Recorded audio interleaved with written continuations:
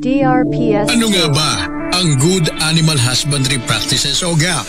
Pumupukaw ba ng inyong atensyon ang Good Animal Husbandry Practices o GAP? Pero hindi mo alam kung ano nga ba ito? Ito ay tumutukoy sa tamang paraan o kasanayan sa pag-aalaga ng hayop simula sa produksyon, transportasyon at pagtago o pagimbap ng mga hayop at produktong galing sa mga ito. Ang mga farm na may GAP certification ay ligtas at dekalidad ang mga produkto. Dito, tiyak pa ang kalusugan at kaligtasan ng mga manggagawa. Isa pa, tinitiyak din na maayos ang trato sa mga alagang hayop. Higit sa lahat, hindi nasisira ng operasyon nito ang kapaligiran. Ang Good Animal Husbandry Practices Certification Program ang nagpapatunay na sumusunod sa Philippine National Standards Code of Good Animal Husbandry Practices ang bawat farms.